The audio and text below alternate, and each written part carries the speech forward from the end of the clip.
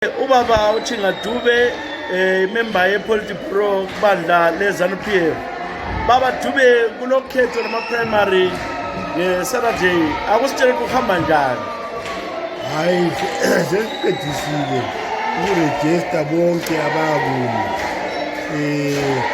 Kukhanya konke uhamba ngendlela, akulamsindo, akulalutho, abantu bajabule nje balungisa into zabo.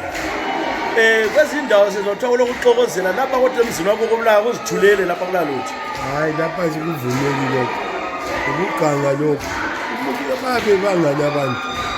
Akulandlela yokuthi benze umsindo ngoba akulanto emsindo asiyompi. Ukukhetho nje okumele kuthule ecaka.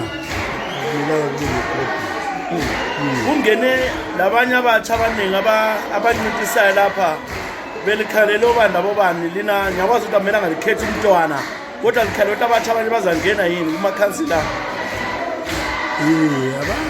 Bangena abanye kodwa-ke ngeke wazi ngoba kukhetha abantu kodwa-ke hhayi thina sesilungisile kodwa konke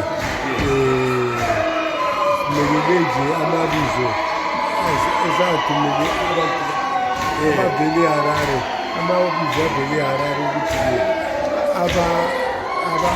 abaphumeleleyo yibaphi.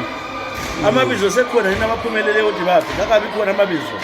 Khona sithumeze wonke lawo esibabona befanele ayi-Harare abesephenduka ukuthi bavumelana lakho. Ngikhangelela ukuthi abuya nini amabizo abangenayo? Awabona kusasa kusasa ngoba ukhetho lungeSaturday. Ukhetho lungusuku olulodwa Saturday kuphela. Libona-ke kuzahamba kahle sizwile kuthiwa obaba uMthuli Ncube bangapha base-Ncube Park bona kulabantu abancintisana yini e-Ncube Park? Ngobani? uMthuli Ncube. Hayi amboni ukuthi khona oncintisana lo-Ncube. Hayi. Awuzange ube nomuntu ongizama umncintisi? Hayi. Uyedwa yena? Awuyedwa lapha kuzama. Ukuthi bana vele sekhompheni yokuthi seyilokozela. Seyi-candidate.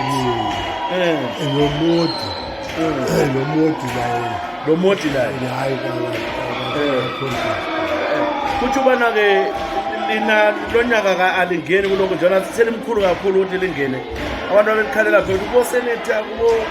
hayi ngiyangena kusenate. Uyangena kusenate? Ngiyangena kusenate. Yilo vele ngikhangela iBulawayo yonke nje. So igama ngelakuqala? Ayizwa. Ukuthi igama ngelakuqala? Igama ngelakuqala? Hayi siyabona.